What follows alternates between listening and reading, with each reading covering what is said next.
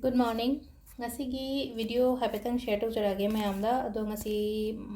March ki tang trampan nomajing numit ko ado nomajing numit se koina set ka daw color se pink machu set pi be maroon machu set pi be ko ado aham pada card ke message sing minera se ado ga timing of haba hapetan ko ngasi ai hape hajarage ko pungfam phaba hai tare do aham pada card se ahum katang lo tho yenga se ko nuti to tho ko maina three cards. Card number 1, 2, 3. 1, 2, 3 go. At they say side of the computer. Legoma and knee.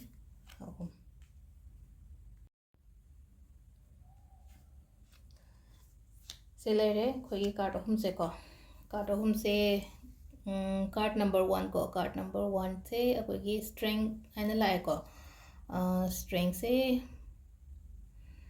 pangan thongna ko hana dagi shu yamna leje atarga so ko haidi si lady se hanbi gano ba kona ba lepi gano pangan thongna haidi nangonda strength will power courage confident yamna lei ko haidi si nupi sigi magi makok sigi mathak sida infinity symbol ga leise infinity haraga di unlimited ni na ko aina khange tawge khotke kaina khallaga di haidi mayam ma tawbe ya ba aina tawdraga di khangdre ko haidi nangonda lei ba nangi quality mayam da phajana sinaraga ne khambra ki gano ba thabai khang to matam da tawo phajana khambra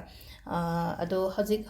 thabak ka yam tawriba mi oi taraga di ko chinju silamgani ko thabak chinba challenging oiba matam su oi ko ado ani shubagi sina kaino hai kan se ani suba se ko hadi pak chalhan mangam tabdo nuai tab se ko dum khanjal laga lei bdo no ko chalhan ro hadi nuai tab ai gonda kana throba pot me am do loi chala mi oi ro thabaki matang gi oi ro mo oi ro hadi lakadori bdo no accept taw no ba to ba hadi hanagi pot me am do hadi nuai tab jam khanjal lei gan no ba se da ko ahum suba phai ko ahum suba jan numit thole ko numiti mangal ne na morom da dia hadi dasan hairaga dia hadi nongala ko da pungan ngala ga loina phaba mala ko ne adu numit thoko numit dasan haiba card sina hadi amna positive hoiba card ne ngasi gi oina hairaga di numit ai gi oina numit phaba haiba do oi ko aduga akogi timing of haba se ko timing of se ki pung taru ka minute yankhai da gi na tramatha ga minute kuni thoi phawum leire adagi 12 ga minute yankhai humdoi da gi na ani ga minute kun humdoi phawum leire ko adagi nungda waram gi na 5 ga minute kun 5 da gi na nungdangi pung 8 ga minute yankhai ni thoi phawum leire ko sisina akogi timing of haba ko ado numajing se tawba yaba mayam ama leire ko hadi mamang da samna haba aina mamang ge ta hadi akoina aina lebak chapu da keno ma tawraga hadi akoina black kare thoiding amu bodo hai tare ko adu do thoiding amu bai hangam ro mu bai ani ko hadi keno toido akoigi adu do ketang hapaga nungdang thambiramaga next day da adu gi sing don iruzabi ko be sunday to ya bari cholo ni ko nai se kai numita kai to ya gen hai rak pasing do adu duma lere ko ngasagi mamangi videos mamang sunday ki hapetang yeng biyo ko ina takhibuda aduma lere aduga atopana kai to be relationship manifest away the malta ina sunday tareta hadi long amamam sum mai thadon habudo ahamba gi videos so yeng biro ko duduna sunday sita to ya ba ngai ira numita to ya ba sunday da to ya ba oina mako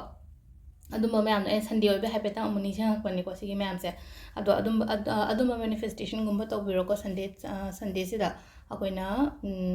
relationship ke da oiro पैसा नुसागी नत्रगा obstacles लेबंग ऐसे हाइदि आंगोन नान feedback अदम पिरक पे याव को हाइदि ममांगे ना हाइदि जो लेबाकी चपुद इसिंग तोरगा हाइदि नुंदांग थंबिरा मा next day तुम हाइदि नुमे थंगना तोबियो हाबो नुमे थंगना हाइदि संडे खरा तोबियो हाइगे बदो अदुगी वीडियोस ता पेतंग येंग बिरो को अदुम ज्ञान तारानी अदु सिदा लेरे अकोगी ngasi की नमाजिंग नुमित की कार्ड रीडिंग से को थैंक यू